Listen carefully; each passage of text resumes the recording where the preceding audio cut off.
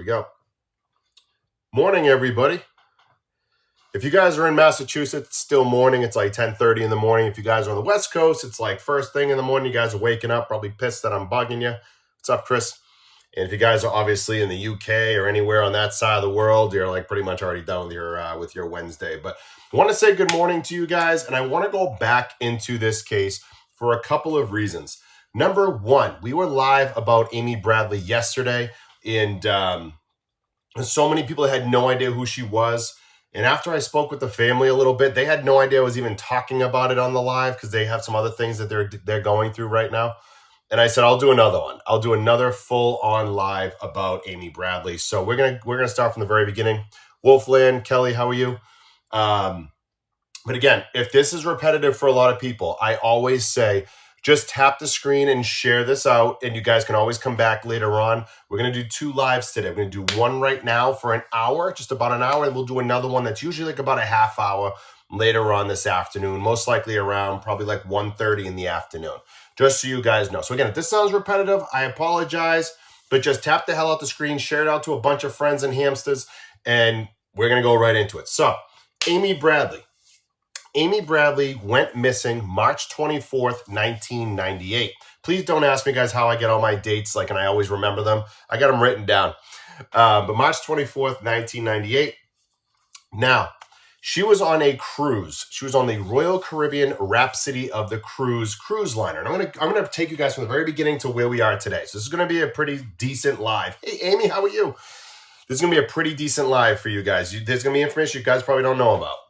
So let's start at the very, very beginning. So her family, Ron Bradley and Iva Bradley. Ron worked for an insurance company. What's up, Kim? And at that insurance company, he did very, very well. Appreciate you, Vico. And he won this trip. And that's typical in sales. You win trips when you do well.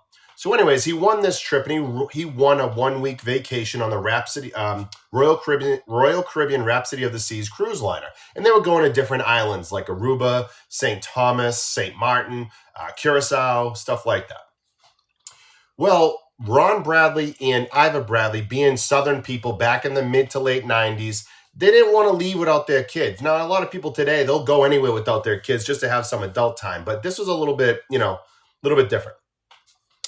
Now, they wanted to have Amy and Brad go with them, so they paid around $2,000 out of their own pocket to have Amy and Brad attend this vacation on the cruise. They shared the room. To be very clear, they shared that room. It was a bed, a fold-out couch, and a balcony. It was a very standard room. Now they get there, they take their pictures like everyone does. If you guys have ever been on a cruise before, you get to the front of the cruise ship, you smile and you act like you're enjoying yourself. Amy was a very good swimmer. Very good swimmer. And that's going to make sense in a little bit. But a very good swimmer. But she wasn't a big fan of the ocean. According to Brad, her brother, she was one of those people, if she went into the ocean and couldn't see the floor or her feet in the water, she would freak out, get a little nervous. So at the end of the day, she wasn't completely happy and stoked about being on this cruise. But again, you're going to all these Caribbean islands, so it is what it is. Night 1, they set sail. They had to get to San Juan, Puerto Rico, and that's when they get onto the cruise ship. They're from Virginia. So they set sail. Their first stop is Aruba. Now, guys, you're probably hearing me give you guys all these little details that were in the documentary that I haven't really talked about. This is from the beginning to where we are today. So sit tight because there's going to be a lot of information. And yes, you guys can watch this on Netflix. I believe it's still there. It's Amy Bradley is Missing.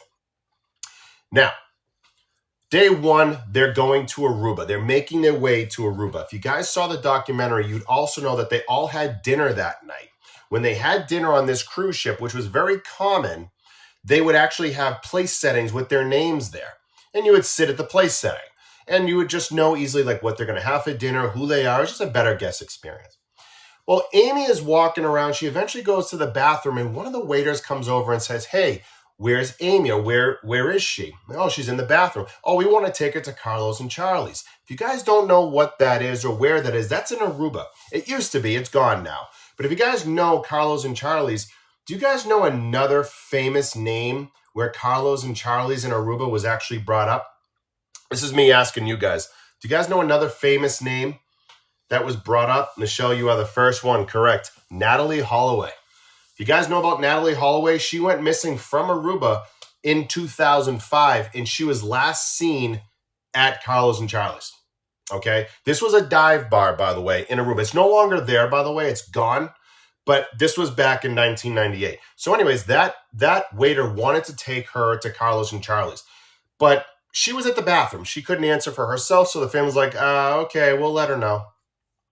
So she comes back to the table, and they made a joke, said, hey, the waiter wants to take you to Carlos and Charlie's, and according to what her brother Brad said, she was like, nah, I'm good. Like, I'm not leaving the ship. So she was all set. Later on that night, they decide they're going to go upstairs to the pool deck because they had something called Dancing Under the Stars, where you would dance literally under the stars. And then after the pool would close, you would go inside to this disco, as they called it. And when they went to the disco, they would dance and have a good time. Brad was there. He was mingling. He was like 21 at the time, but he's mingling. He's doing his thing. Amy's doing her thing. She ends up going upstairs to the Viking Lounge, it's called, which is a space that was like up high where like some employees would hang out and stuff like that. But that's where she was going, and that's where she was hanging out. Brad was talking to some women. They were doing some limbo dances and stuff. Amy was like up top, down below, up top, down below. She was seen dancing with some people, and one of the band members. It is what it is. Around 3 o'clock in the morning, Ron Bradley comes out, and he says, hey, are you guys going to come to sleep? It's like 3 a.m. And Brad's like, yeah, we will in a little bit. And he goes, okay, where's Amy? Oh, she's up there. All right, I'm going to go back to bed. So he goes back to bed. Why did Ron Bradley come out? You guys didn't know this in the Netflix documentary, but because Brad had a little, I call it a dust up, but it's just a little conversation. He was dancing with the woman that was married, and the husband was like, dude, leave my wife alone. Literally, that was it. There was nothing physical. It was just a verbal thing. And he had told his dad about it, and his dad was like, wanted to check on him. Dad goes back upstairs. Around 3:40 in the morning, Brad goes back into the hotel room. He uses his key card. He enters the room. 5 minutes later, Amy enters that same exact room. They're on the balcony and they're talking. They're just having a regular conversation. She says she wants to stay out on the balcony a little while longer. Brad goes, I'm going to go to bed. They were going to Curacao in the morning. They were supposed to dock around 7 a.m. They ended up docking at almost 6 a.m. It was a little bit early. So she ends up staying on the balcony to go to bed. Brad goes inside in the fold-out couch to fall asleep. Well, Ron wakes up around 5:30 in the morning and sees Amy's feet on the balcony. And he's like, okay, she's safe. Now, if you guys saw the documentary, you probably would say the same thing I said originally last summer, where I was like, why would he say, wow, okay, she's safe? That's a weird thing to say. Well, that's because the documentary didn't tell you that he actually went down to check on them at 3 a.m. So as a father, me being a dad, that makes sense. Okay, she's good. She's up on the balcony. She's good. She's safe. That's what he meant by that. 15 to 20 minutes later, Ron wakes up and she's no longer there. The door is ajar. It's open a little bit. The sliding glass door, it's open about 14-ish inches, 16 inches, but she's not out there. So he starts looking around, trying to figure out what's going on. He leaves the room and starts trying to find her. Comes back, can't find her. Wakes up Brad, wakes up Iva, his wife. Hey, have you seen Amy? Where's Amy? Then the search is on. Now they're trying to find her. They can't find her. They end up speaking to the chief of security around 6:30 in the morning, telling them what's going on. They're now looking around, trying to figure out what's happening. And if you didn't know, again, this was also not brought up in the Netflix documentary, that when Brad comes back and Ron is back after searching for her, they get there, it's around 6:30-ish in the morning. Like I said, between 6 and 6:30 in the morning, they see the chief of security not right outside the door, but by their door. And if I remember correctly, Brad said on the Kate Beck podcast, her brother Brad Bradley goes, out of this entire ship, they didn't know about anything yet. Why is he right there by our room? Remember, they haven't told anybody anything at this moment. When he saw them, that's when Ron and Brad started telling them what happened to Amy. They hadn't said anything to them yet, so they had no idea. But why out of the whole ship are they right there outside? All these, there was like 8 or 9 floors of people, of cabins. They happen to be right there. It's pretty coincidental. So now they start walking around. They're trying to find her. They cannot find her yet, guys. So now they keep going crazy and looking around. So far, they don't know anything. Nothing is happening. Then the Charlie drill happens, okay? But before the Charlie drill, Ivor Bradley, Brad Bradley, Ron Bradley, they're all still looking for Amy. Ivor's pleading with the boat saying, do not let people off the boat. And did you guys know half the people were off the boat? They docked at that point in Curacao. The gangways went down and they allowed people to get off. They were missing a passenger. Ivor Bradley literally said, we can't find my daughter. Please don't let these people off the boat. Move away from the dock. We need to find my daughter. They didn't listen to Ivor Bradley at all. They let the gangways down and let people off the ship. Think about that. They let people off. Now, they eventually made an announcement around 7:30 in the morning. Do you guys want me to tell you what that announcement was? It was at 7:30 in the morning. They finally made an announcement. I'm going to tell you guys what that announcement was, and then I'm going to ask you a follow-up question. Amy Bradley, please report to the purser's desk. Amy Bradley, please report to the purser's desk. Now, does anybody, yes or no, does that sound like an emergency to any of you? Amy Bradley, please report to the purser's desk. Amy Bradley, please report to the purser's desk. Does that sound like an emergency? No. It sounds like you left your friggin' wallet somewhere. It sounds like you left your purse somewhere or your camera somewhere. And they just simply want you to what? They want you to come back and retrieve your items. That's literally all it's on. I made this like joke, and it wasn't a joke negatively, but it's a joke like when a child gets lost in a supermarket and they're saying, please report to the customer service desk. Little Tommy, can you report to the customer service desk?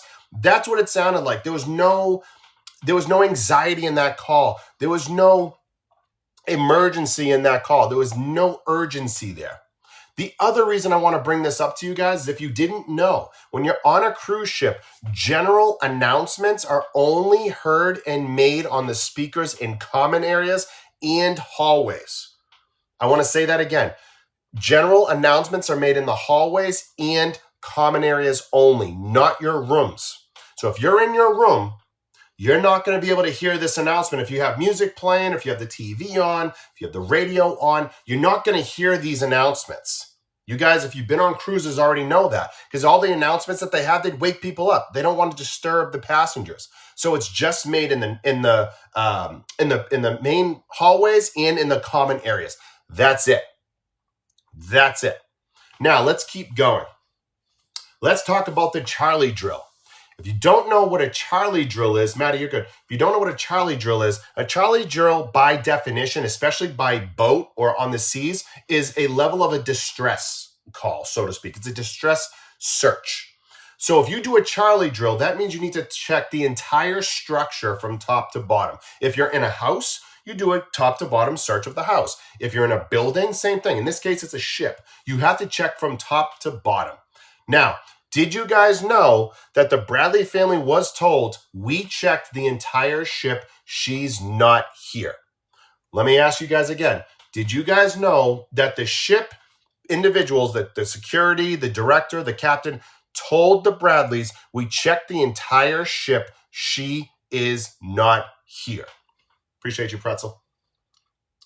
Okay, it's in the documentary as well, but you're also hearing it from me, which is just like hearing it from the family because we talk about it. They were never told the truth about that. Hear me out. They're never told the truth about it. They were told, we did a Charlie drill, we checked everything. Everything. However, that wasn't true because Ivor Bradley, Amy's mother, has a written statement from one of the security members saying, we were only instructed to check common areas and locker rooms. I'm going to say it again. Ivor Bradley, her mom, has a written statement, which she also mentions in the Hulu documentary. I believe it was Hulu, A Crime Ship Unalivers. We can't say the real word, but either way, she says she has a written statement where one of the security members says, we were only instructed to search common areas and the locker rooms. Hey guys, let me ask you a question. Do you know who checked the cruise cabins? Do you guys know who checked the cruise cabins? That's like all the employees on the ship. Do you guys know who checked those cabins? They did. The crew members checked their own cabins, guys. Do you know how wild that is? The crew checked their own cabins, okay? If you're looking for somebody, what are you going to do? Say, hey, by the way, all 300 employees, let me know if you've checked your cabins. Oh, yeah, we checked them. They're not in there. Okay, thank you. No. You check it. Your security, you're supposed to check it on top of that. You don't just check. You don't just, what's up, Tennessee ID? You don't just take their word for it. It's not what you do. But that's what they did. So now on March 24th, 1998, they can't find Amy Bradley. They cannot find her, guys. So what do? They say, look, and this is from the captain. This is from Ivor Bradley bringing this up in the documentary from the captain. The captain said, and I quote, she's not on this boat. We've looked everywhere. She's either on the boat, she's on land, or she's in the water. But we know she's not here. That is why the Bradley family got off the ship. Okay? That is why they got off the ship. There's a lot of people that said, why did they get off the ship? If they couldn't find her and she was on that ship, they got off the ship and went to the island of Curacao. Why would they do that? Guys, they did it because they did not have cell phones with them. They had the cell phones back at home. They had to get off the ship because the ship was telling them, we checked, she's not here. She's either on the land or she's in the water, but she's not on this ship. So they got off the ship. They had Coast Guards. They had the biggest water search they could find. So they checked the water. She wasn't there. They checked the boat. She wasn't there. They only had one more option, guys. And that option was what? To go onto shore to look in the island of Curacao. While they did that, they're calling the embassy. They're getting in touch with people at home saying, please, call the FBI.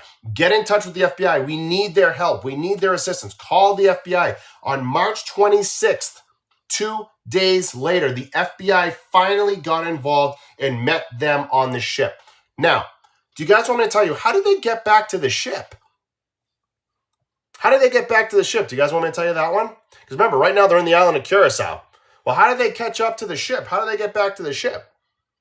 Well, Ron Bradley's boss that worked for the insurance company is the one that chartered that flight to the ship so they could meet with the FBI agents. He was the one, I think his name was Michael, if I'm not mistaken. He was the one that chartered that flight to, and I want to say it was St. Martin. It could be St. Thomas. Don't quote me on that. But chartered them back to the ship. Now, FBI meets them on the ship. This is the Royal Caribbean Rhapsody of the Seas cruise liner. They meet them on the ship. What do? They separate the Bradleys. Immediately, they separate them. By the way, do you guys know the room that they were in when they were originally on the ship? Did you guys know that room was completely cleaned? It was on the documentary as well. The room was cleaned. Like, completely cleaned. According to the FBI, not a single preservation of evidence, not a single fingerprint. It was completely and utterly cleaned. Completely clean. So my question to all of you guys is, well, if you know that that's where they were staying, the FBI said there was no evidence that she left the room, wouldn't you think that room's probably a crime scene? Wouldn't you guys believe that's probably a crime scene? You should probably leave that room alone? Like, doesn't that make sense? But no, they cleaned the room. So all the evidence was gone. Back to the story. Remember I said they separated the Bradleys? Well, they separated them and asked them individual questions. What was the questions that they asked? They asked, I need you to draw the layout of the balcony. I want to know where the furniture is, what's out there, draw the layout. Every one of them, all three of them, drew the balcony with a chair, and a table up against the sliding glass door. Every one of them. Now, guys, I can tell you, being prior law enforcement, that you didn't know a question like that was going to be asked. You didn't expect them to separate you and ask you these questions individually. So it's not like they could have coerced this and colluded this and came up with this master plan beforehand. They had no idea. They were separated all together and they each drew the layout of the balcony. Why is that important? Because Ron Bradley, Ivor Bradley, and Brad Bradley, they all drew a chair like a lounge chair, and the table up against the sliding glass door. But the table was found up against the banister, the railing. So when FBI got there, why in the hell was the table up against the railing? Doesn't make any sense. The Bradleys didn't draw it that way. Remember, guys, they hadn't seen the room again. They left the room on March 24th, 2 days earlier. They didn't go back into the room, so they don't know what the way it looked. They just had it drawn out by the way they remember it. They were all completely in the same role. They had no idea. But why was it moved to the front of the balcony? Why? It leads us to believe that it was put there for a reason. Now, I will tell you guys this. It actually could be innocent. It could be innocent as the reason why the table was there. For example, when the crew came in to clean the room and clean the outside balcony, they could have just moved the table there. It literally could have just been, like innocent. They just moved the table to clean and that's it. It could be innocent. But the fact is that table was moved.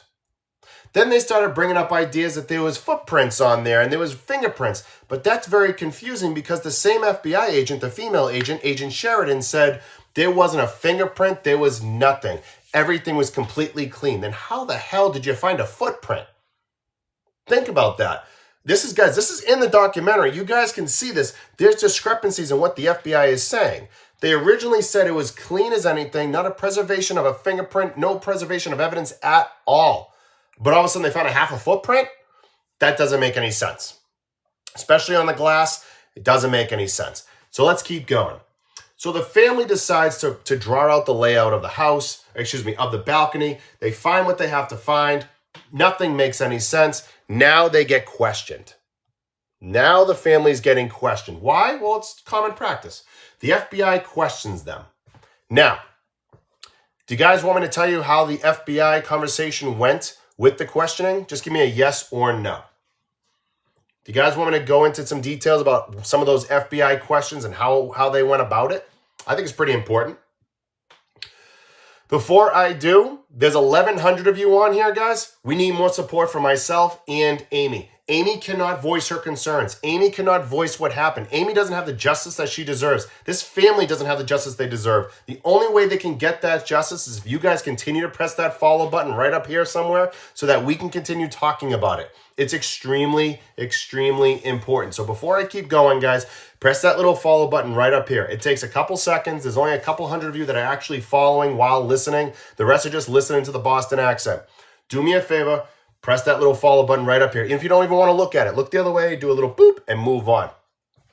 Here comes the FBI information. This is pretty important, guys. The FBI asks them some questions, general questions. When was the last time you saw Amy? What was she like? Stuff like that. Do you guys know who was in there with the FBI agents? It was the maintenance guy. It was the risk management guy. Yes, you heard it right. The risk management guy. And I misspoke when I said maintenance guy. Don't ask me why I said that. The risk management guy. The same one that told the Bradleys, oh yeah, I'm risk management. Hey, guess what? He ended up being in the room with the FBI because turns out he's also the crew's attorney. You heard that right. He was also the cruise ship's attorney. So, wait a minute. You're the attorney of the cruise ship. Why the hell are you in the room with the FBI? That's client-attorney privilege. That's like interrogation privilege there. You can't be in the room with them. But he was. He was in the room with the FBI. He knew exactly every question the FBI agents were asking the Bradleys. You're not supposed to be in there. You're definitely the Bradleys can have their lawyer there. Absolutely. Absolutely, you can have your lawyer in there, but you cannot have, Royal Caribbean cannot have their attorney in there during FBI questioning. You're not, that doesn't make any sense. It's one-on-one investigation. You either have your attorney or you don't, but you do not have the other person's attorney in there. That's actually against privilege. Can't do that. Why did Lou Costello say to Ron after he stopped him outside their cabin that morning? I'm going to go into it. I'm going to go into that, Windjammer. Don't worry about that. I'll go into it. Hey, Alyssa. Now, let's go a little bit further. Okay, a little bit further. I'm going to go back to the cruise ship in 1 second. Did you guys know that the Bradleys had to go to court because of the statements that they were making and there was this alleged perjury? Did you guys hear about that? Where the Bradleys had to go to court, they had to go through discovery and all that, and then there was a risk of perjury, and then this big speculation that they committed perjury and they lied. Okay, a lot more no's than I expected. So yes, there was a lawsuit there. When they got to the lawsuit, they were essentially saying, look, there's a lot of people that came to us that gave us information, but we're going to give you these three right off the bat. For example, Elizabeth, Lori, and Crystal. Those are the three people that saw Amy with somebody, which I'm going to go into with you guys in a minute. But, however, do you guys know the attorney that walked through that room? The same friggin' guy. The same risk management guy, the same Royal Caribbean attorney, the same one that was in the room with the FBI, walks into that room during the deposition.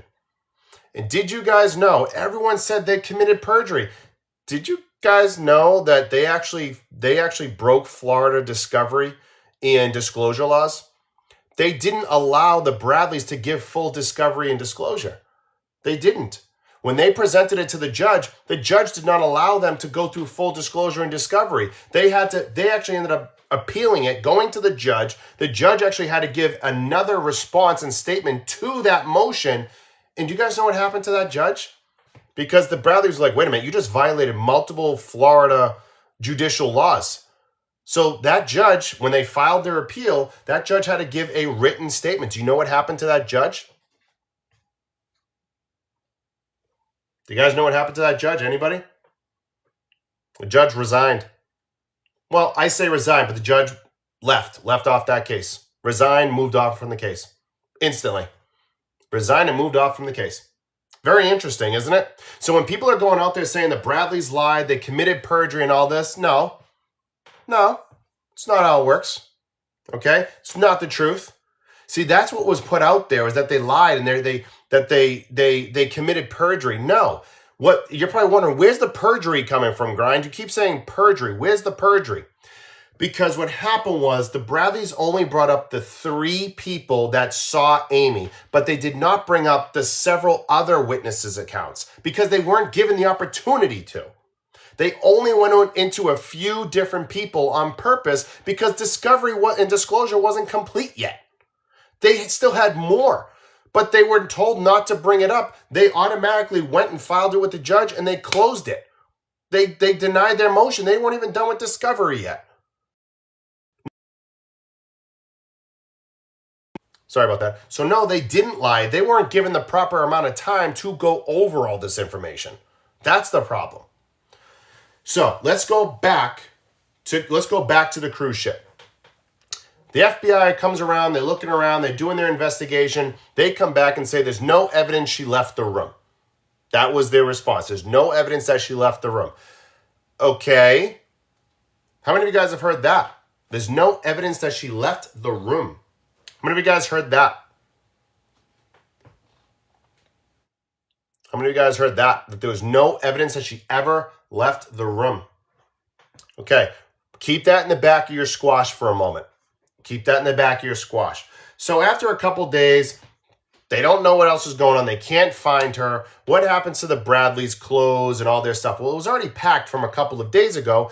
The cruise ship actually packed it for them. They were in no position to pack it. So they sent someone out to just pack their stuff, send it to Richmond, Virginia, in which case transport it to their house in Virginia.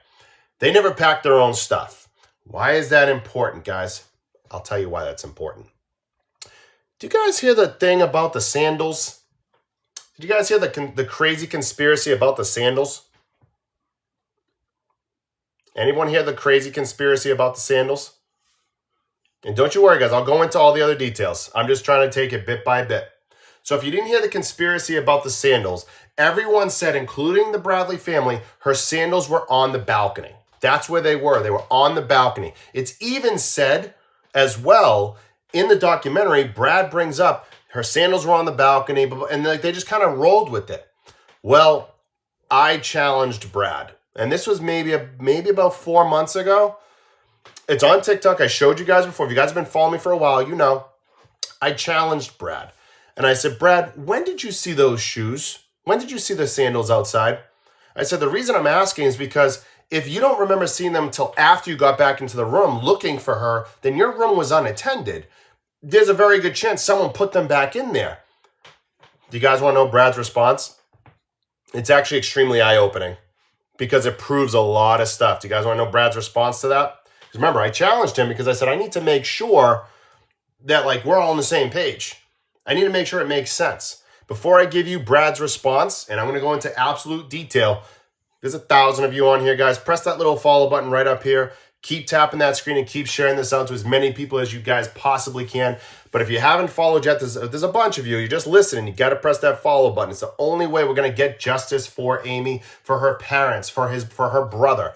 This is a real serious case. And guys, I'm only halfway through the case. I'm not even done explaining it to you guys. So again, straight up, push that little follow button right at the top of the screen. Let's keep going. What was Brad's response? Brad goes, Grind. I never even thought of it. Well, he knows my first name, but I never even thought of that. He just paused. Just paused. And he goes, I just asked mom and dad. They never saw the shoes out on the balcony. So then I come back and I go, well, what do you mean you don't see the shoes? You said it in the documentary. You said, Brad, you literally said her shoes were on the balcony. Why did you say it? So I challenged him. And he goes, he calls me by my first name and he goes, we never saw it. Neither did mom and dad. He goes, we're so, he used a word like, not dumbfounded. He goes, we're beside ourselves. We didn't know. None of us have seen them. I said, then why did you say it? He goes, because the chief of security was the one that said they were there. So we just trusted that that's where they were found. He goes, none of us ever saw them. Now, do you guys want me to put this all together for you? Because some of you might be thinking, okay, explain. You guys want me to put this all together for you? Well, when, guys, did they get off the ship to go to Curacao? Do you guys remember? It was March 24th, 1998, around 5 p.m. That's when they get off the ship. Remember I told you that the ship packed all of their belongings? Everything. Don't you remember I said that? They packed all of their belongings. So everything was taken out of that room. That room was also cleaned. You guys remember me telling you all this? That their bags were packed by the crews and the room was completely cleaned. Do you guys remember me saying this? Perfect. Then how come on March 26th when the FBI got there, and you guys see it in the documentary, how come the FBI said, and her sandals were also on the balcony? How would the FBI know that if all the belongings were already packed? They got on the ship 2 days later after that room was already cleaned, completely cleaned. How the hell would they know that the shoes were on the balcony? If the Bradleys were already off the ship for 48 hours, how would they know? Anybody? You know why they knew? Because they listened to the chief of security that said that's where we found them. Guys, they never friggin' saw them. They never saw them. It's the same thing with the Bradley family. They never saw them. They just took the word of the chief of security. If you remember, on March 24th, they were told by security and the captain, she's not on the ship. We looked everywhere. She's not here. That's what they said. They trusted that captain. They trusted the cruise ship director. They trusted the cruise ship security. So when they said, yeah, it was there, that's where we found her shoes, they said, okay, that's where they are. And they ran with it. Same thing the FBI did, guys. They ran with it. The FBI never saw those friggin' sandals. Do you guys know where those sandals are? They're sitting next to Ivor Bradley's bedside. They haven't moved in almost 28 years. They haven't moved in almost 28 years, guys. Those sandals, those Birkenstock-style sandals, have not moved in 28 years. They haven't. Now, those are pretty important bits of evidence. Those sandals are very, very important. Also, what color was her shirt that she was wearing? If you guys know, and you guys have been following this case, what color it was her shirt that she was wearing? Do you guys know? Knack is correct. It was yellow. You're all starting to come in with those answers, right? Alyssa, T-Rex, yes, yellow. That was the color of the shirt. It was draped on the bed, or not the bed, excuse me, the chair. Now, that same exact yellow polo shirt is what Amy Bradley was seen in the night before when she was doing the limbo with Brad. This is a picture from Ivor Bradley. This is Amy with the yellow shirt.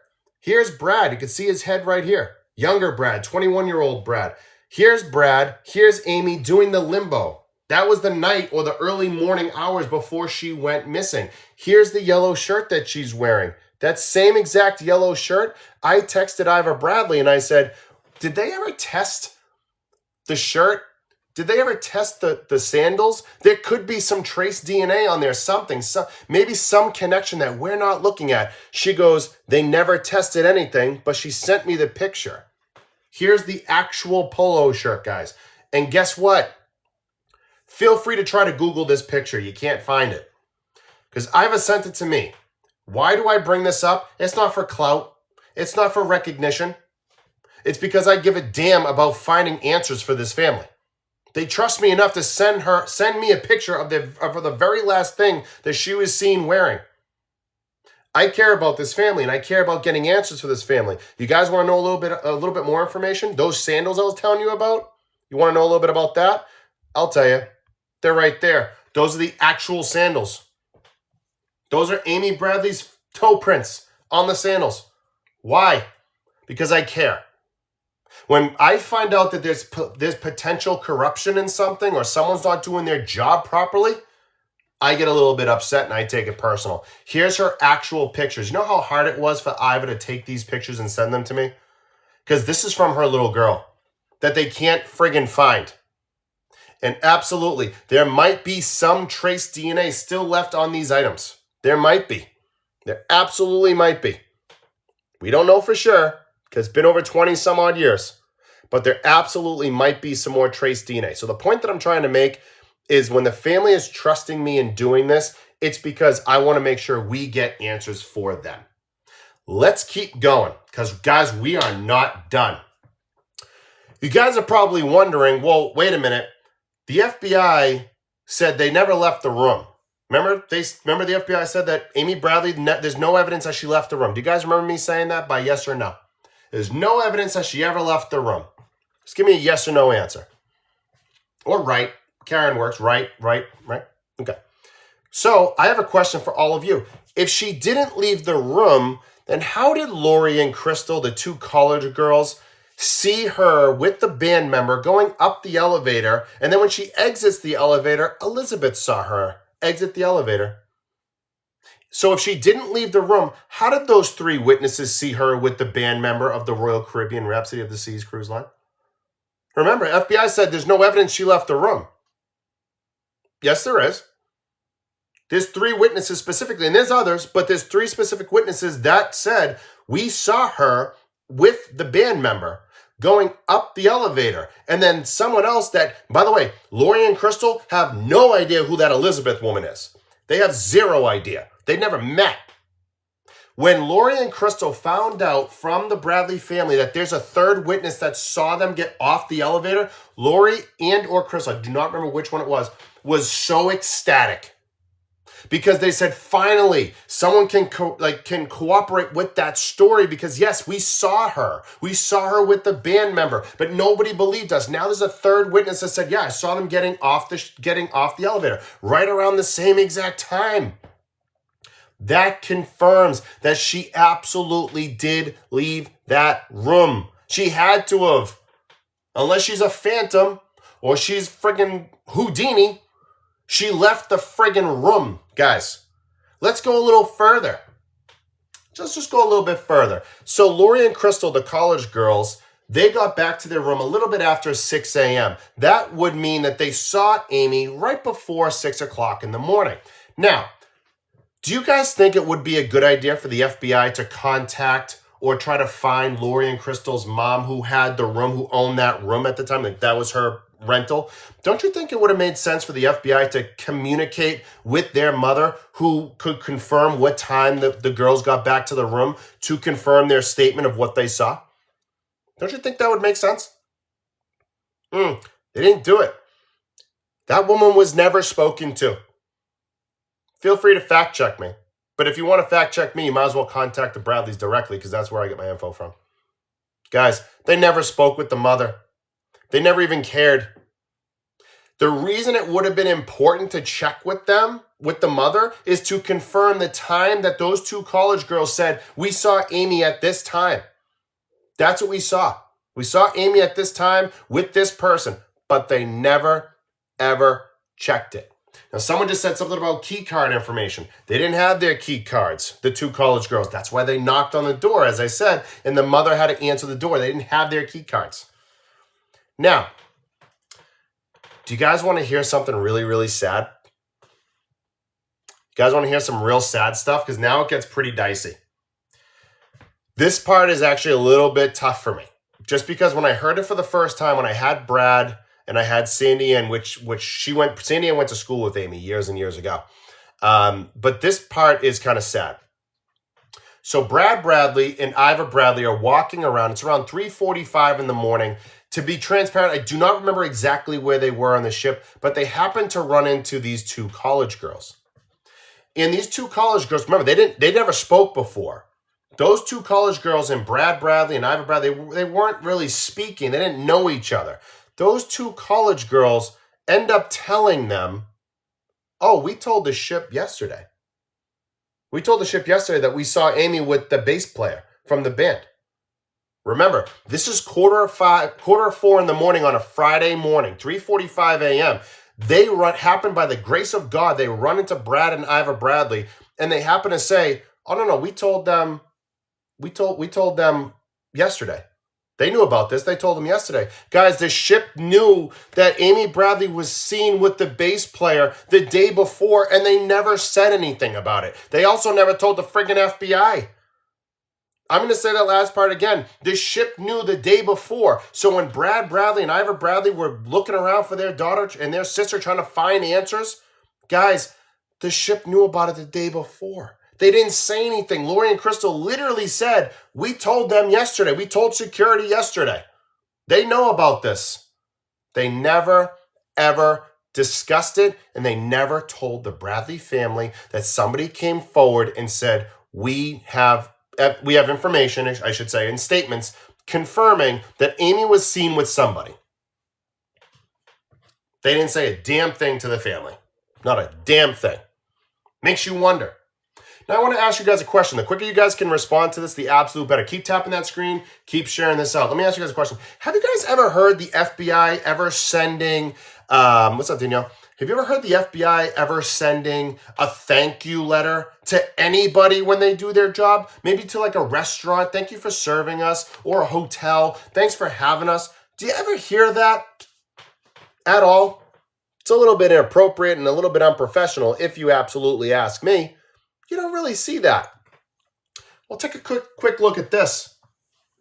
Look at the date, April 13th, 1998, about 2 weeks after Amy goes missing. And I'll read it to you, but I want you to know who sent it. Here's the FBI seal right up here, U.S. Department of Justice. It says it right at the top of your screen. Who wrote it? Special agent in charge, Hector Pesquera. And then the senior supervisory resident agent, Gary something, whatever the name is. What does it say? I want to take this opportunity to commend the efforts of the security officers Lou Costello and security officer Ian McLeod. As you know, the FBI boarded the Rhapsody of the Seas in St. Martin in connection with the disappearance of a passenger. Now, I know the family was hoping it would say the disappearance of Amy Bradley, but I understand they put a passenger. They don't want to put a name to it. That is typical, so we'll move on. Once the ship docked in St. Thomas, U.S. Virgin Islands, a number of additional agents boarded and conducted the additional investigation. Costello and McLeod, along with other crew members and special agents, were of utmost respect and courtesy. Their professionalism and dedication to their job was of great assistance to the FBI. Pretty much saying, we want to convey the FBI's sincere thanks and appreciation to Lou and Ian and other employees while they were on board. Have you guys ever seen the FBI ever do something like that? Send a specific thank you out to individual members of an employer, like individual security guards or anything like that for doing their job? No, you don't usually see that. There's a reason that was put there. I believe that those crew members were kissing their butt. They were giving them every bit of special treatment they absolutely could so they could deflect the attention away from them. That's why I believe they did it. And then all of a sudden you get that letter. Come on. Really? Really? Come on. Now, I can go into the rest of this case, but the rest of it is hard to explain because it's based off evidence and speculation. But I want to go into another segment. Do you guys want to hear all the things that Netflix didn't bring up? Because, by the way, I mixed in things there that Netflix said and Netflix didn't say. But do you guys want to know a little bit about the information that Netflix left out? There's a lot. There's a lot. If you guys are locked in, I saw Natalie say, I am locked in. Love that for us. If you guys are locked in, press that follow button up here because I'm going to literally blow your minds. Because there's a lot of stuff you guys don't know. There's a lot of things that people are just watching and they're like, oh yeah, I saw it on Netflix. Yeah, this is what happened. Yeah? Well, I'm about to blow your minds. Before I do that, guys, press that little follow button right up here. It's really, really important because I'm going to tell you right now, if you ain't locked in by now, what the hell are we doing? What are we doing? About to blow your mind. So sit down, get ready, grab some ice cream, specifically Dulce de Leche from Haagen-Dazs. Here we go. Let's start off with this. Yes, I am a Boston guy. Starting off with this. Did you guys know that Amy Bradley did not have a girlfriend? In the Netflix documentary, you heard from her ex-girlfriend. Her name was Kat, and she, did her thing. I don't have any issues with Kat. She did her thing. But Netflix made it out to be that she was gay, that she had a girlfriend. She was gay. And the reason she went overboard is because the family was upset at her for being gay. And she didn't feel accepted. And she didn't feel loved by the family. So she jumped overboard.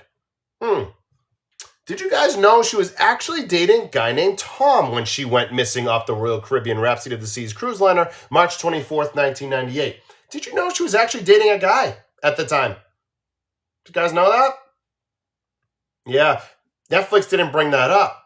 This is the same guy who had his toothbrush at her house because she got a new apartment, a new dog, a new job, a new car. She just finished college. She had all these positive things going on in her life. She didn't strike us as someone who's going to go overboard. She was in a relationship with a guy named Tom, so serious that he had his friggin' toothbrush there.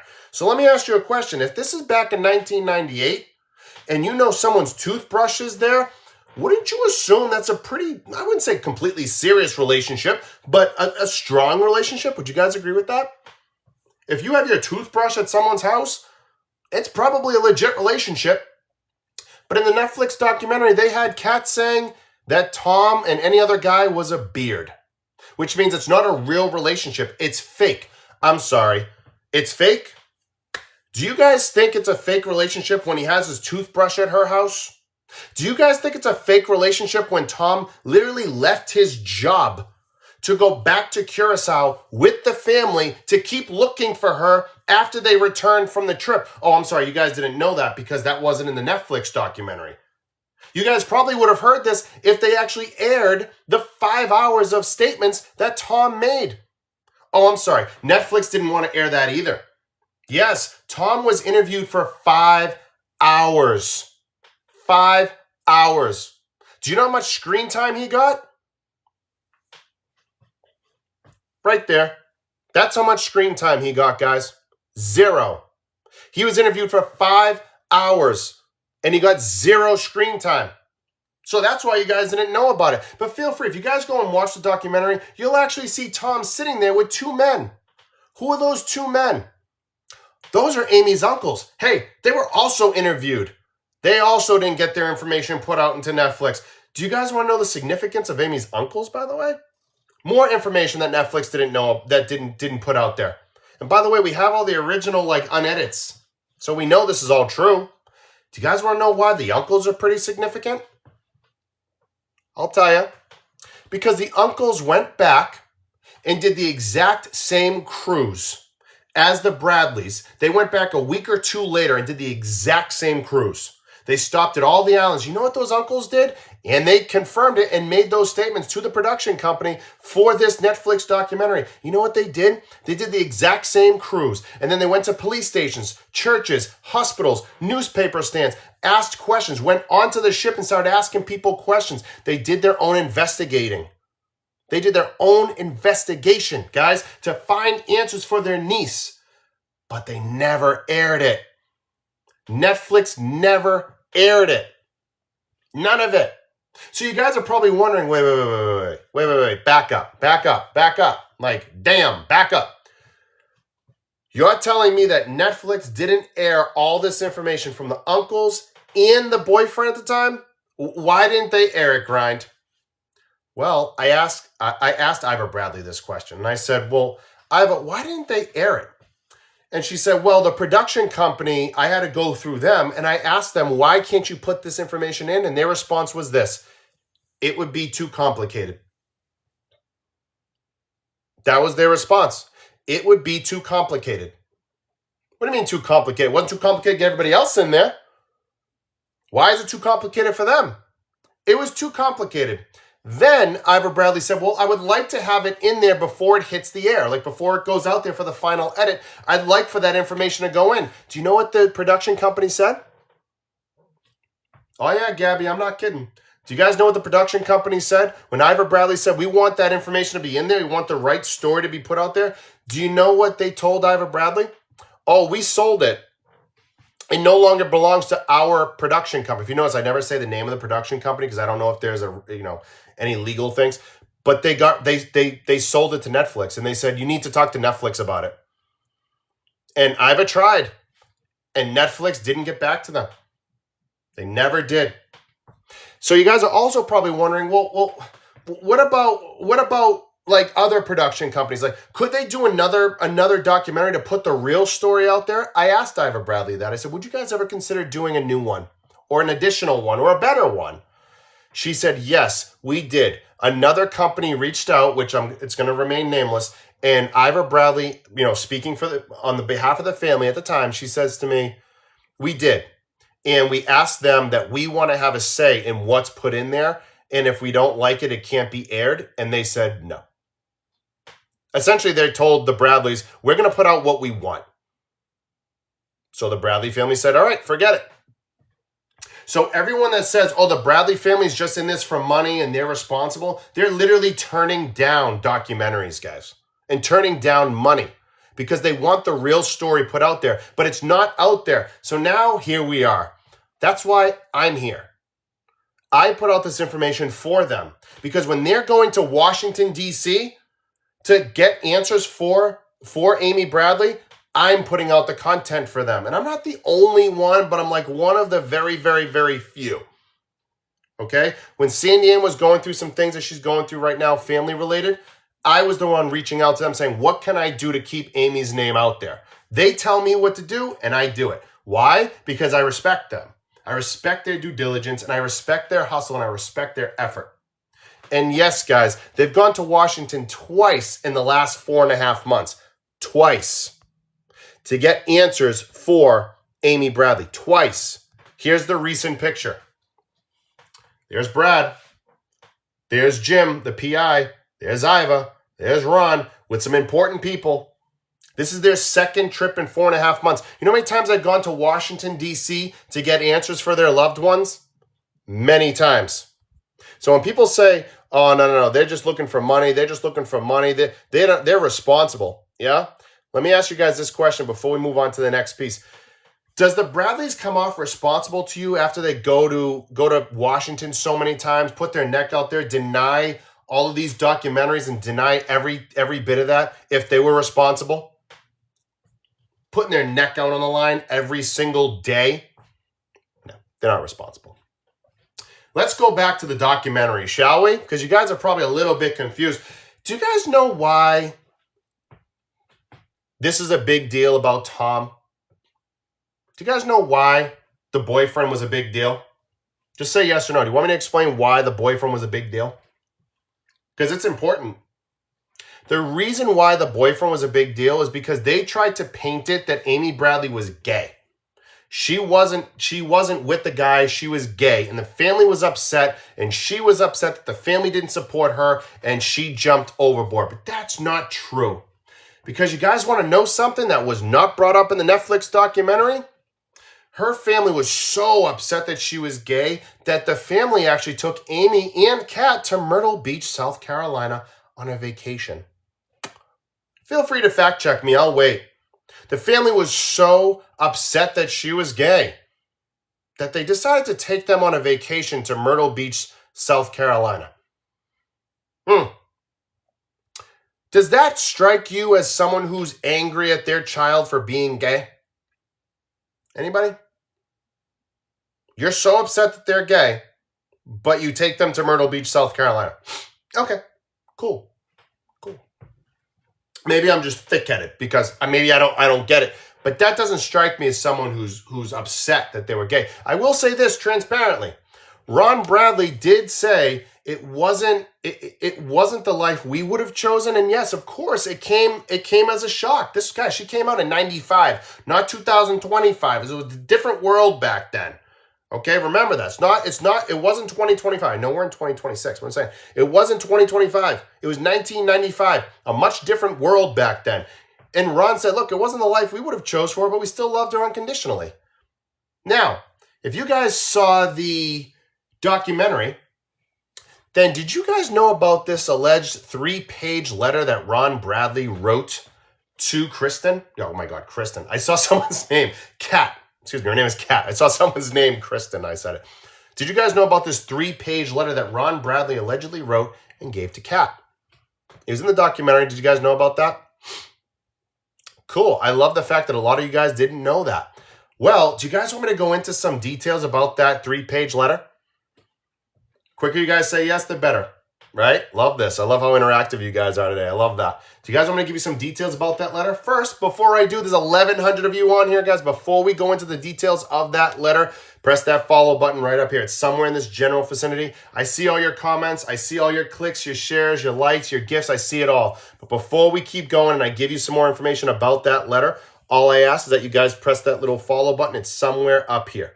Really do appreciate it, but guys, we need a little bit more support for Amy because she can't speak for herself. That's why people like me with a Boston accent is doing it. So again, press that little follow button. It means the absolute world.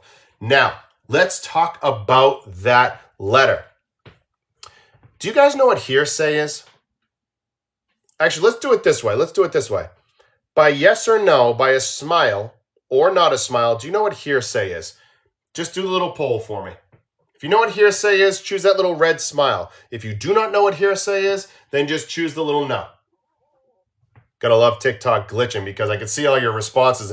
It's not adding up to the poll.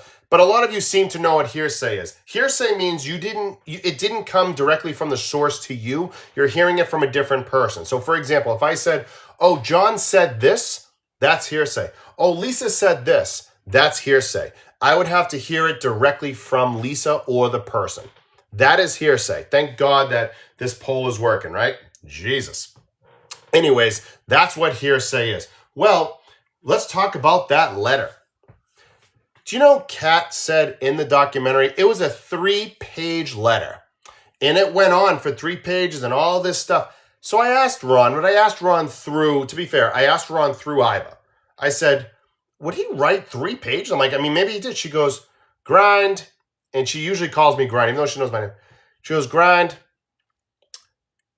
She goes, Ronnie doesn't speak much. He's not a big talker. I don't even think he can say 3 paragraphs. There's no way he's writing 3 paragraphs. So I asked her to ask him, and he goes, no, maybe like a few sentences, maybe a paragraph, but not 3 pages. And that's all he said. I'm like, he doesn't sound like a man of many words. What the hell is he going to say? So why do you guys think I brought up hearsay? You guys remember I started this whole thing about the letter regarding hearsay. Do you guys want to know why I brought up hearsay? Guys want to know why? Because when Kat was asked for this letter, she misplaced it. She has no idea where this letter is, which now means everything you told us in the documentary, unless you have it there for us to look at, that's hearsay. That has officially gone into the category of hearsay. That's why. When you keep talking to us about that, I'm not saying Kat's lying. I'm not saying that. But if you're referencing a letter and you don't have it, that's hearsay. Because you're referencing what the letter said. But we don't have any proof of that because you don't have the letter. So that's hearsay now.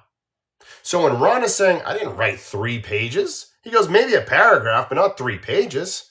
And she's saying it's 3 pages, but then you don't know, like, you don't have it? That's hearsay. That is hearsay. Now, and as I think, is it Strabo? Strabo? Correct. If that was such a damaging letter to you and it bothered you so much, why wouldn't you keep that letter? Doesn't make any sense. Here's the other thing, by the way, guys. Do you guys know this documentary came out in July of 2025? Do you guys know the family hasn't spoken to Kat since like 1996? Do you guys know that? This documentary came out in July of 2025. The family hasn't talked to Kat since 1996. So when the family was like, wait a minute, wait. They're interviewing her? They were like, I didn't even know she was like still around. Why would they interview her? Guys, they were so thrown back at the reason why they chose to talk to Kat. They had no idea. They were like, we haven't talked to her in years. Why the hell would they use Kat? Now it brings me up to the next person. How many of you guys know about Molly? How many of you guys knew about Molly in the documentary? Here's a little hint. Molly is the message in a bottle woman. So if you guys watch the documentary, she mentions that message in a bottle. Here's the problem. When she says she last spoke with Amy in January, she wasn't referring to January of 1998, which was 2 months before she went missing. She was actually referencing January of 1997. Why? Because if you look at the entire contents of that letter, it doesn't make sense for it to be 1998 because she was with Tom in 1998. So the documentary has it out to be like it's 1998 when in reality it was actually 1997. And when Amy said she missed her, she's talking about missing her friend. When she said at one point, I would go 400 miles just to hang out, just to see you or have that connection back. Do you guys know where the 400 miles came from? And by the way, this is a lot of information you guys probably didn't know. Do you guys know where that 400 miles statement came from? When Amy wrote, I would go 400 miles just for that, just to have my friend back. Well, because Amy was in Virginia and Molly was in, I want to say it was either Kentucky or Kansas. I forget which K it was. It was either Kentucky or Kansas, and that was 400 miles away from Amy. That was the reason why the 400 came up. Just to be fair. Now, let's talk a little bit further about Molly. Molly was actually very close to the Bradley family. They used to talk quite often. They even went to the house and had dinner together. Was it Kentucky? Okay, maybe it was Kentucky. I'd say it was one of the Ks. They actually had dinner together. They were actually very friendly. And Molly wasn't even going to do the documentary. She called Iva Bradley and said, hey, is this a real thing? She goes, oh, it is. And she goes, yeah, I don't know if I'm going to do it. And then all of a sudden, Molly decided to do it. And you guys want to know the crazy part about that? So I'm going to say that last part again. Molly was talking to them all the time. They were friendly. She said, I'm not going to do it. All of a sudden, she decides to do it. Do you guys know what happened after she did the documentary or she did the interviews? She hasn't spoken to the family since. Hasn't spoken to the family since. Very interesting how you go from being so friendly to all of a sudden, you haven't spoken to the family since. Makes you wonder why. Now, do you guys want to see something that only I have? You can try to Google it. You won't find it. But you guys want to see something that only I have? All right. You guys know I love providing receipts. Because when I show you guys receipts, we can look right into it. And then you guys know I'm not BSing you. You guys know this is real. This is the thing about my platform. I do my best to show these receipts so you guys know exactly what I'm talking about. And you guys can see exactly what I'm referencing. Everybody say hello to Molly. And say hello to Ron. This was Easter at this point almost 3 years ago. There's Molly eating dinner with the Bradley family. Seems like they're pretty close to have Molly at the house eating dinner. Why hasn't she talked to the Bradley family? Why? You were that close where you're going to eat a meal with this family. Why haven't you spoken to them? What happened that you haven't spoken to them? Doesn't make sense. Now, we don't know why she hasn't spoken to the family. Even Iva's like, I don't even know, Grind. She goes, I have no idea what happened. She goes, I have no idea. We haven't heard from her. To me, that's very interesting. And it is what it is. Now, I've asked Brad, I know a lot of you guys want to know, what do we believe probably happened to Amy? Well, transparently, none of us truly know what happened to Amy. But a lot of you have been asking questions like, is she still alive? I believe she is. Being prior law enforcement, I can tell you everything is based on a gut feeling. My gut tells me she is still alive. I do. But do I have any proof for you guys? I don't. I'm sorry. I don't. I don't have any proof. But I do believe she is still alive. I do. Also, the family, and I'm going to speak for them respectfully right now, they are happy that Netflix did this documentary because now it brings everything to the surface. To be very clear, the family has not stopped talking about Amy since the very beginning. There's been documentaries from the 1999 all the way through up till 2025. They haven't stopped. They've been talking about it since the very beginning. They haven't stopped. However, there's one thing I want to make sure I'm very clear about. Netflix did a great job at putting the story out there, but they didn't put it all out there. And that's up to Netflix to figure out. Okay? It's up to them to figure out. It's not up to us. But they are very grateful that they at least got that. But just know you don't have all the information from Netflix. A lot of people, they see it and they watch a Netflix special and they're like, I'm a true crime investigator. Stop paying me. Stop paying me. It's not how it works. I think a lot of people have really no idea. And they watch a true crime documentary and they're like, oh, I know all the answers. I know all the answers. Nobody does. I like to get my answers directly from the family. To me, that's extremely important because that's how you know you're getting the most factual information. So if you guys see things that are out there, you're like, oh, maybe that's Amy. Just send it to amybradleyismissing@gmail.com. Let the private investigator and the family handle it. If you hear people or see people posting and saying, I found Amy, maybe this is Amy. If you don't hear it from Brad, Sandy, Ann, or even myself, it's probably not factual. Probably not. I want to be very clear with that. It's probably not factual. Now, I'm going to do something that not a lot of creators do. And you guys will know this. Not a lot of creators do this, but I'm going to do a rapid fire Q&A with you guys. I'm going to do it for 10 minutes. My time, it's 11:40. So I'm going to do it for 10 minutes. We do a rapid fire Q&A where I answer as many questions as I absolutely can. I answer them with as much information as I absolutely can for you guys. It gives you an opportunity to ask whatever questions you guys are stuck on. Before I do that, and before my mods choose these questions, guys, there's 900 of you. Press that little follow button right above here. Before I answer a single question, we got to make sure that we have as much support as possible. Because again, like I said, not a lot of creators are doing this. I want to make sure I hear from all of you. So before I do that and I answer these questions that only my mods will choose, press that little follow button right up here, guys. It takes 2 seconds. Press that button and let's move on. Jenny Lynn, Whitney, Amy, whoever is on, you guys choose your questions and I will answer them. Whatever questions you guys have, I will answer them to the best of my ability, but we will do this for 10 minutes. So once the mods are ready, they will choose the questions and we will start talking. What do you guys got? And I appreciate all the follows, guys, and I appreciate all the taps and the shares. I really appreciate it. Kiki, do you love? Sorry.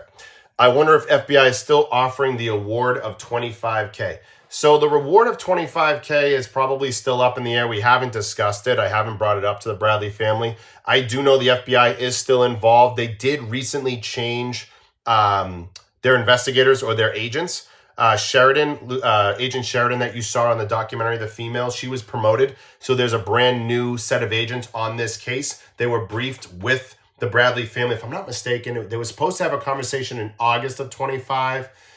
And it got pushed out, but the Bradleys have been in Washington twice since August, so I do believe they've had some conversations since. But the FBI is involved. Whether there's a reward still, that's a good question. I do not know. What makes you think she is alive? Wolfland, 1974. There's more evidence to prove that she's alive versus she's not alive. There's more, like I said, there's more evidence to prove that she didn't go overboard versus she did go overboard. For me, it is just it's a gut feeling that she is still alive. I don't really have any actual proof and evidence that she's alive, but I can tell you based on the evidence that we do have, it does point to her being more alive than unalived. Meg, if she's alive, then how come she hasn't surfaced? You think she's being held captive? The best way I can answer that question, Meg, is if she is alive, she's suffering from Stockholm Syndrome. If you know what Stockholm Syndrome is, you start to fall in love and start to believe you're captive, and like that captor is your family. They're there to help you. Think of 50 First Dates. you would need to remind her on a constant basis with therapy that you are Amy Bradley. She probably doesn't even know who Amy Bradley is anymore. Which the life she's living now, Meg, is a life that she's used to. She thinks this has always been her life, and she thinks this is all she knows, and this to her is normal. And after I answer all these questions for the next 7 minutes, I will blow your minds with a quick role play, because I know when I've done it before, you guys are all over the place. So we'll make sure to do that, but we'll do that in the next 7 minutes. Is it Strebo? The pic that got sent to the mom anonymously. I'm assuming you're referring to the escort site picture back in 2005, Strebo. If that's what you're talking about, the photo where people think it's Jazz or her name is Jazz. Here's the thing. If it was her, it does look like her. I will say that it does look like her. It has a lot of, similarities for sure. However, Strebo, with all due respect, and for everybody else, if it is her or was her, it was 20 years ago. It's not going to help us today. If that photo surfaced like a year or two ago and it was like up to date from a year or two ago, that would absolutely help us find her and get answers for her.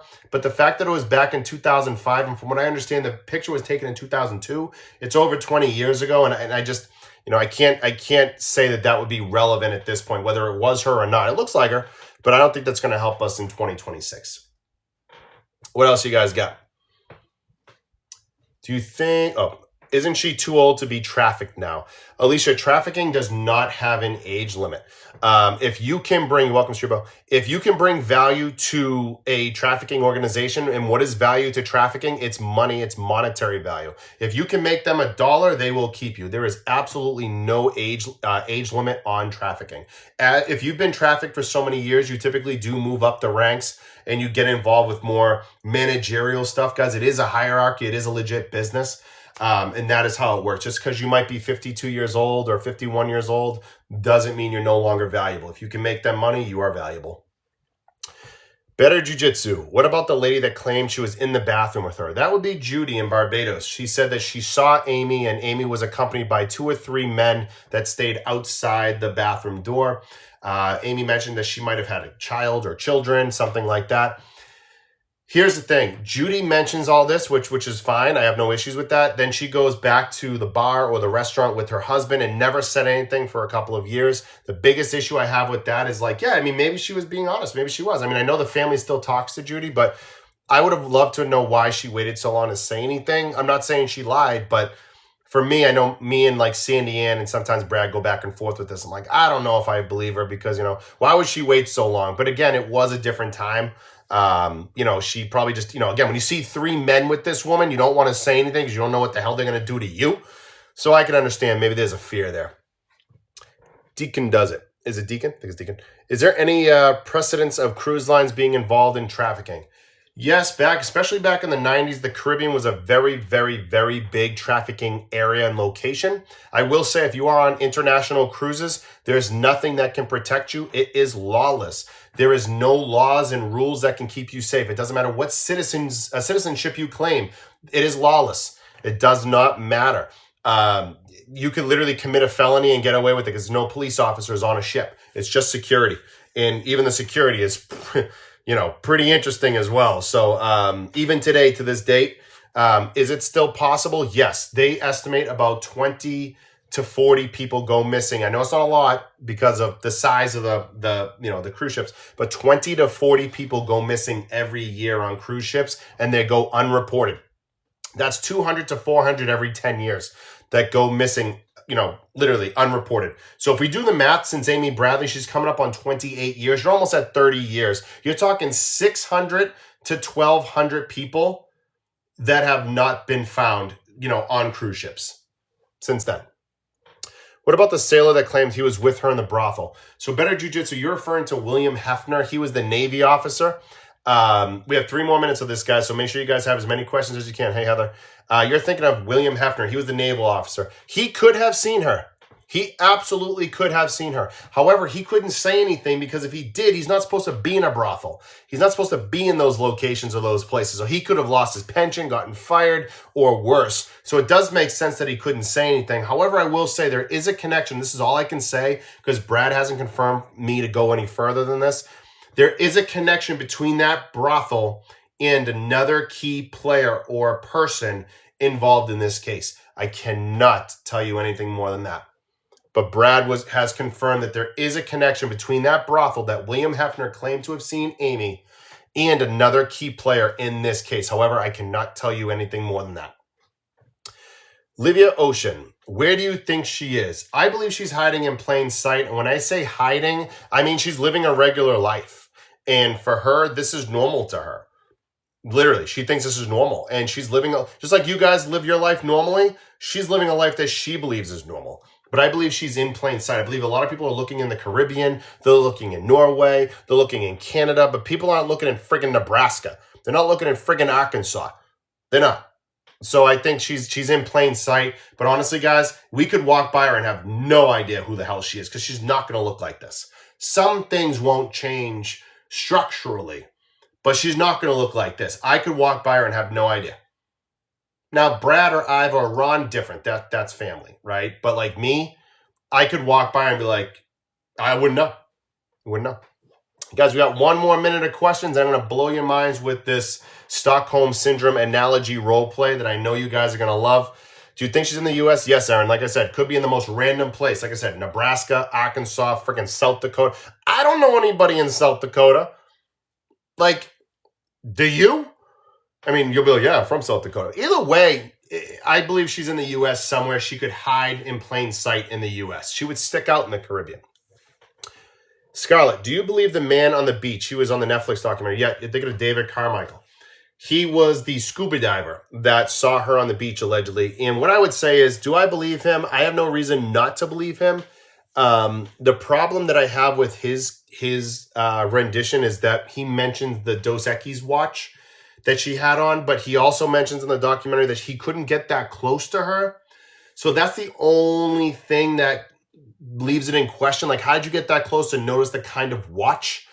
He said he couldn't get that close because as she got close, the men whisked her away. So that was the only thing I was like, I don't know. But again, I'm not saying he lied. He seems to be a very nice guy. According to the family, he's a great dude. I'd love to be able to talk with him. But that's the only thing that I'm like, I don't know. Because he did say he couldn't get that close, but he mentions the watch.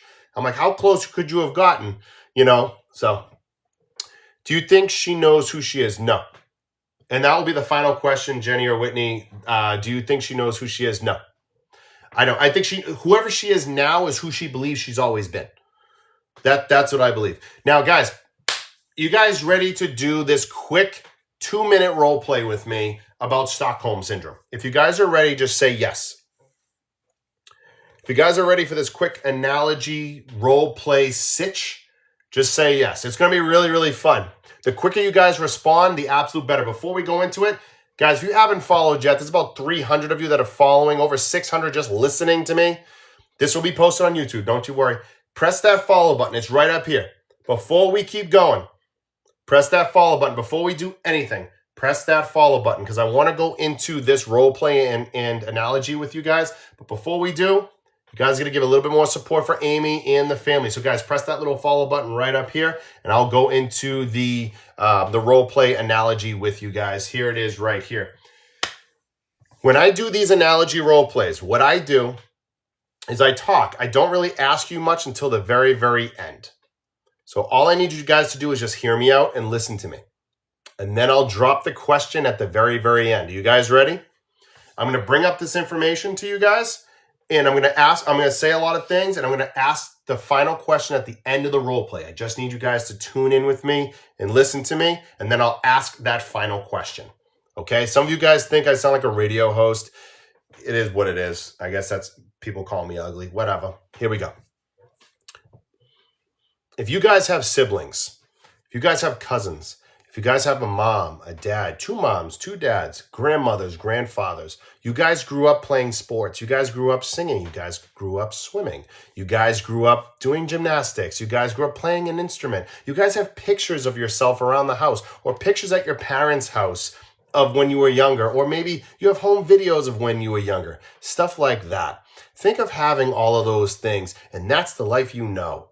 When you went and played soccer when you were a kid, if you did gymnastics as a kid, if you did swim as a kid, if you did cheer as a kid, you have all these pictures, you have all of these things, you have everything. That's your life. That's the life you know. That's the life you trust. That's the life you get. Your parents, you love them. You have baby pictures with them. You have everything. And then I do this. Here's the question. How would you feel if I told you all of that was bullshit? All of it was bullshit. How would you feel if they weren't really your parents? How would you feel if those really weren't your siblings? How would you feel if I told you all those pictures of you in all those swimming meets and all these cheers and basketball and baseball was just photoshopped? How would you feel? See how you guys are like, I would be in complete shock? That's what she's going through. Right now, if she's still with us, everything I just told you is what she believes. She believes that the people she's with is her family. She believes the people she's with are the ones that love her. She doesn't remember her brother, Brad. Not totally. She doesn't remember her mom, Iva. She could have been told that her parents passed, and she believes that. She could be told she's an only child, and she believes that. She could be told that she has a sister, and she believes that. That's what she believes. Now, if that didn't blow your mind, I'll blow your mind on this. Here's the thing. Someone just said it. Said Stuart something. How would she forget her previous life? Then you don't understand Stockholm Syndrome. Because that's what happens. But however, it's not gone. This is the next part. It's not gone. It's in your subconscious mind. How many of you guys have seen the movie 50 First Dates? How many of you guys have seen that movie, 50 First Dates? How many of you guys have seen it? If you've seen that movie, then you guys would all agree she didn't forget things. They were buried in her subconscious mind. They were in there, but they had to be brought to the surface. Adam Sandler was able to do that by replaying that video for her every damn day. That brought those memories back. They're not gone. So when people are like, are they gone? No, they're not gone. They're there. You just have to tap into it. You just have to retrieve them. Stockholm Syndrome with the abuse and the rugs and all this manipulation over the years, as Desiree is saying, you're damaged, but you're not broken. Those memories are there. You just have to extract them. You have to bring them to the surface. So I can tell you right now, if Amy walks by Brad and Iva Bradley, she may not look at them, but Brad and Iva will know who they are. I can promise you that. And that's when they would start to talk with her. How would we get her back the way she used to be? You probably never will, but you'll get her close. You show her photos. You show her videos. You show her things that nobody else knew. That's what you do. That's what you do. And it's every day. Not, oh, let me just show you right now. No, it's every single day. If you guys think that she's going to go through 28 years of abuse and lies and manipulation, you think in 1 or 2 days she's going to be back to normal? Yeah, high. High as the freaking clouds. It's not how it works. Got to respect the Stockholm Syndrome. It is real. You have to respect it. I'm not saying you got to agree with it, but you got to respect it. It's a real friggin' thing. It's a real thing. Guys, thank you so much for being live. This is recorded, so I'm going to download it and I'm going to upload it to YouTube. Jenny Lynn, if you could post the YouTube, the handle, please, if you don't mind. Guys, go over there and make sure you subscribe to the YouTube channel. It's more of these lives being recorded for you guys. You guys can go back and listen to it and stuff like that. But I am going to be recording this. But I want to say again, guys, thank you so much for listening. There's a lot of information about this case. We will be doing a registered live. We call it a registered live. It's free, but it's going to be called a registered live. Here's my YouTube my YouTube handle, guys. It's right here. But again, we will be doing a registered live with either Brad and or Sandy Ann again with, so obviously Amy's family. We will. I'm going to chat with them and see when we're going to be able to do it, but we will be doing it together. It's really, really important. Here's another little hint. Hopefully there's 900 of you guys, so I know you guys are still here and listening to me. We will be live again in an hour and a half, in 90 minutes. We'll be alive again in 90 minutes. It's Osman Arias. Just subscribe to my YouTube. It just popped up here. So again, if you haven't subscribed to my YouTube channel, subscribe to it right now. I really, really appreciate it. We will be live in about 90 minutes. Why are we doing it in 90 minutes? I don't know. I'm a friggin' maniac. But we will be live in 90 minutes. We will not be talking about this case. We'll be talking about a completely different case. But I want to make sure you guys know I will be live again. I think it's really, really important. Livia Ocean, I appreciate you. And if you guys have any questions, I answer my messages. So just make sure you guys are asking me questions. I always answer you. If you want to send me an email, my email's also on my bio. I appreciate you guys. Enjoy the rest of your day. Check my story. I'll make sure to put the YouTube on there as well. And I'll see you guys in about an hour and a half. See ya.